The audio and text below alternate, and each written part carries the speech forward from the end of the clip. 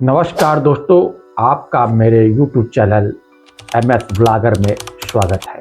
आप लोग कैसे होंगे? आशा करता हूं आप लोग अच्छे होंगे और स्वस्थ होंगे। यूँ तो मैंने पिछले वीडियो में आपको 4 धाम यात्रा के संबंध में संपूर्ण जानकारी दी थी। कैसे 4 धाम की यात्रा 2024 में आप कर सकते हैं, तो हमने उस वीडियो में आपको बताया था। दोस्तों, इस वीडियो में आपको उत्तराखंड के 2 प्रसिद्ध धाम माने केदारनाथ धाम और बद्रीनाथ धाम के बारे में बताऊंगा कि ये आप यात्रा कैसे कर सकते हैं। ये यात्रा करने में आपका कितना समय लग जाएगा, साथ में यात्रा करने में आपका कितना खर्चा आ जाएगा, ये सब हम आपको इस वीडियो में मैं आपको बताऊंगा। अगर आप पूरी यात्रा टैक्सी के द्वारा करना चाहते हैं तो उसके बारे में भी इस वीडियो में बताऊंगा। साथ में आपको जो यात्रा करने में साइट सीन पड़ेंगे उसको भी हम इस वीडियो में आपको बताऊंगा। दोस्तों, केदारनाथ और बद्रीनाथ की यात्रा कब से शुरू होने वाली है वो भी मैं आपको इस वीडियो में बताऊंगा।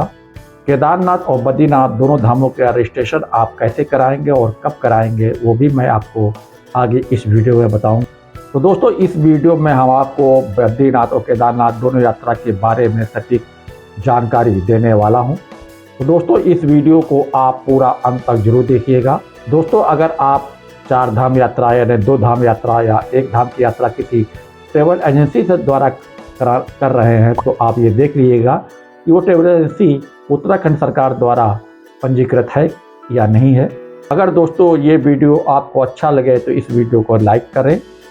दोस्तों, अगर आप मेरे चैनल पर पहली बार आए हैं तो मेरे इस चैनल को सब्सक्राइब कर दें और बेल आइकन को भी प्रेस कर दें, जिससे कि मेरे आने वाले इंफॉर्मेटिव वीडियो का आपको नोटिफिकेशन मिल सके। इस वीडियो को अधिक से अधिक अपने परिवारजनों और मित्रों में जरूर शेयर करें, जिससे कि वो 4 धाम यात्रा या 2 धाम की यात्रा पर आ रहे हैं तो उनको पूरी जानकारी मिल सके।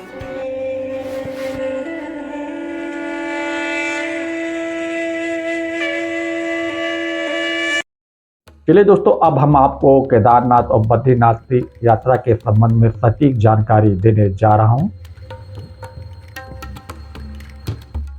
तो केदारनाथ और बद्रीनाथ की यात्रा करने के लिए सबसे पहले आपको आना पड़ेगा हरिद्वार।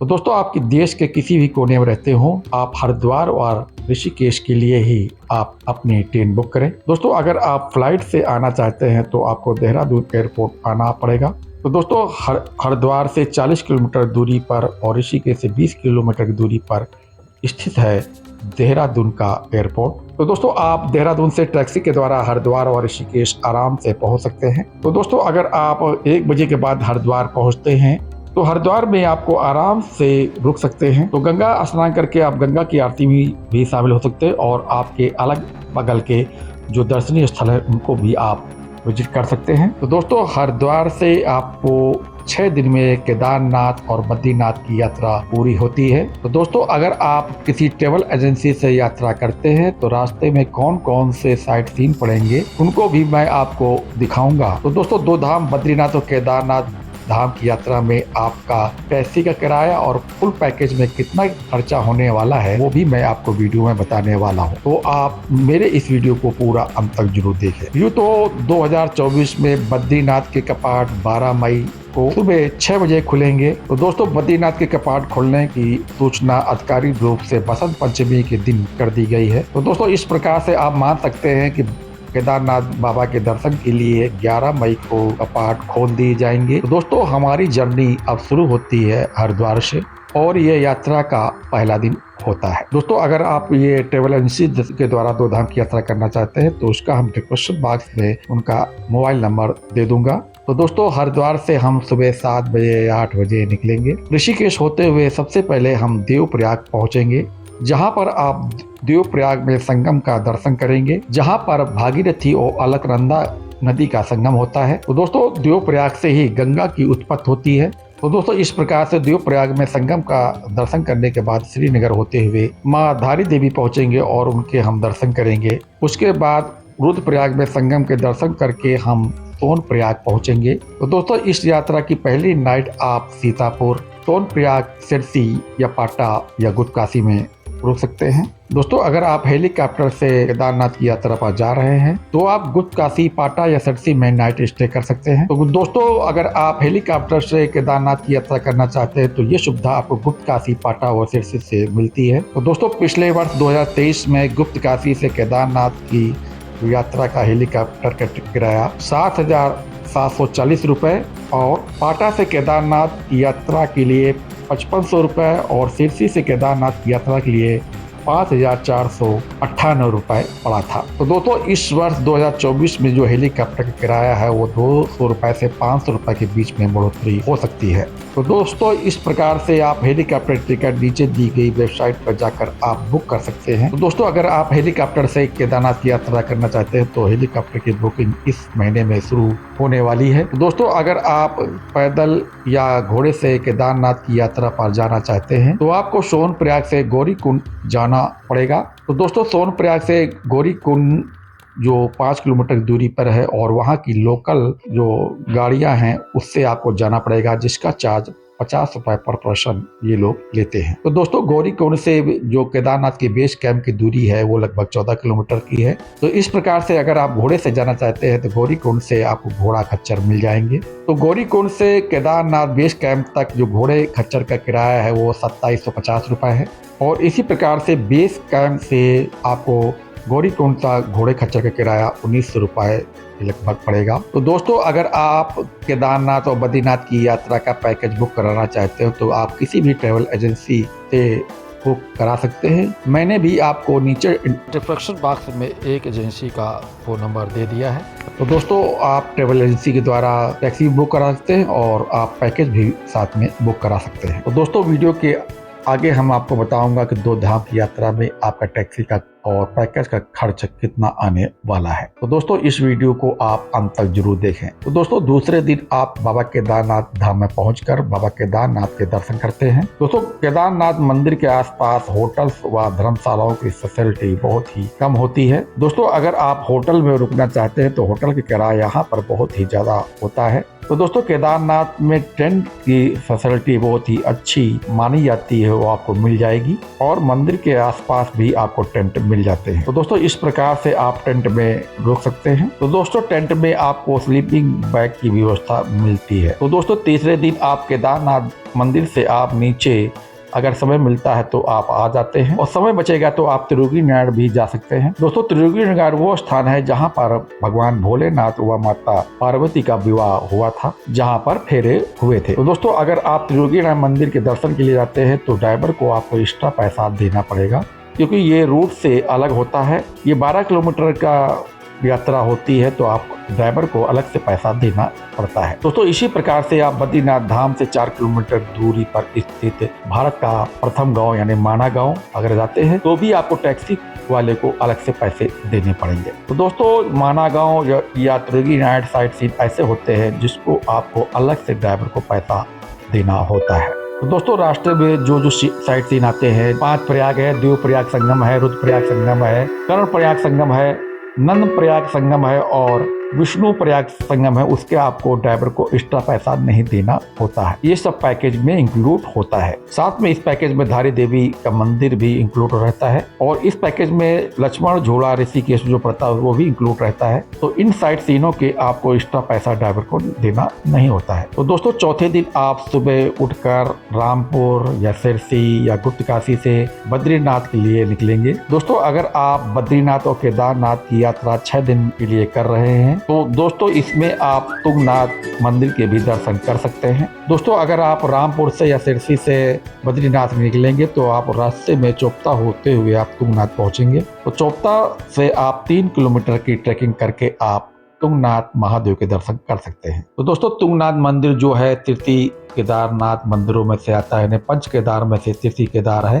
तो इस प्रकार से तुंगनाथ के दर्शन करने के बाद तो जोशी मठ में या फिर आप पीपल कोठी में आप नाइट स्टे कर सकते हैं। तो दोस्तों 5वें दिन आप सुबह जल्दी उठकर पीपल कोठी से या आप जोशी मठ से बद्रीनाथ धाम के लिए दर्शन के लिए निकलेंगे। तो दोस्तों सब कुंड में आप स्नान करके भगवान बद्रीनाथ के दर्शन करेंगे और दर्शन करने के बाद हिंदुस्तान का प्रथम गांव यानी माना गांव के दर्शन के लिए आप जा सकते हैं। वहां पर आप सरस्वती नदी के दर्शन करेंगे, साथ में आप वहां व्यास गुफा व गणेश गुफा के भी दर्शन करेंगे। तो दोस्तों इस प्रकार से बद्रीनाथ के दर्शन करने के बाद आप पीपल कोठी या जोशी मठ में आप नाइट स्टे करेंगे। तो दोस्तों अगर आप 2024 में बद्रीनाथ और केदारनाथ की यात्रा पर जा रहे हैं तो नीचे दी गई साइट पे आप रजिस्ट्रेशन करा सकते हैं। तो दोस्तों इस प्रकार से रजिस्ट्रेशन कराना कंपलसरी है। तो दोस्तों अगर आप इस वर्ष 2024 में 4 धाम यात्रा या 2 धाम की यात्रा या 1 धाम की यात्रा पर जा रहे हैं तो रजिस्ट्रेशन करके ही आप जाएं। दोस्तों इस यात्रा के छठे दिन आप पीपल कोठी से या जोशी मठ से आपको हरिद्वार के लिए निकलते हैं। रास्ते में आपको हम माता धारी देवी की भी दर्शन कराते हैं। तो दोस्तों इस प्रकार से ऋषिकेश भी पहुंचकर हम आपको राम झूला, लक्ष्मण झूला और जानकी कुंड के भी दर्शन आपको कराते हैं। तो दोस्तों इस प्रकार से जो 6 दिन का बद्रीनाथ और केदारनाथ की यात्रा होती है वो पूरी होती है। तो दोस्तों इस प्रकार से मैंने आपको बद्रीनाथ और केदारनाथ धाम की यात्रा की जानकारी वीडियो से दी है। तो दोस्तों वीडियो के आगे हम बताते हैं कि आपका बद्रीनाथ और केदारनाथ की यात्रा करने में कितना खर्चा होने वाला है। दोस्तों अगर आप ट्रेवल एजेंसी के द्वारा आप ये 2 धाम की यात्रा करना चाहते हैं तो इसमें आपका टैक्सी और पैकेज का कितना खर्चा आने वाला है। अगर दोस्तों ये 2 धाम की यात्रा आप ओनली टैक्सी से करना चाहते हैं, अगर आप लोग 4 लोग हैं तो आपको स्विफ्ट डिजायर गाड़ी मिल जाएगी। इसका खर्चा आपको 3500 रुपए से 4000 रुपए के बीच में पर डे के हिसाब से पड़ सकता है। दोस्तों ये रेट जो हम बता रहे हैं वो भीड़ के अकॉर्डिंग घटता बढ़ता रहता है। दोस्तों अगर आप 6 लोग 2 धाम की यात्रा पर जा रहे हैं तो आपको मारुति की अर्टिगा गाड़ी दी जाएगी जो 6 सीटर होती है और उसका पर डे के हिसाब से चार्ज 4500 रुपए से 5000 रुपए के बीच में पड़ सकता है। अगर आप इनोवा गाड़ी से ये यात्रा करना चाहते हैं तो आपका 5000 रुपए से 6000 रुपए के बीच में पर डे के हिसाब से चार्ज पड़ सकता है। अगर दोस्तों 8 लोग आप यात्रा करना चाहते हैं तो आपको बोलेरो प्रोवाइड की जाएगी और ये लोग पर डे हिसाब से 4500 रुपए से 4800 रुपए के बीच में आपको चार्ज लेंगे। दोस्तों अगर आप लोग ज़्यादा लोग हैं यानी 12 लोग हैं, 14 लोग हैं, 17 लोग हैं तो ये एजेंसी वाले आपको टेम्पो ट्रेवलर प्रोवाइड कराते हैं। तो दोस्तों इस टेम्पो ट्रेवलर का जो चार्ज होता है पर डे के हिसाब से 8000 रुपए, 10000 रुपए, 11000 रुपए होता है। इसके रेट भी भीड़ के हिसाब से ऊपर नीचे होते रहते हैं। तो मान चलिए 12 सीटर का जो रेट होता है वो कम होता है और 14 सीटर और 17 सीटर के कुछ रेट ज़्यादा होता है। तो दोस्तों ये ओनली टैक्सी का मैंने चार्ज बता दिया है। दोस्तों जो हमने रेट बताया है वो अप डाउन हो सकता है। जिस दिन भीड़ ज़्यादा होगी उस दिन रेट कुछ ज़्यादा हो जाते हैं, जिस दिन भीड़ कम होती है उस दिन रेट कुछ कम हो जाते हैं।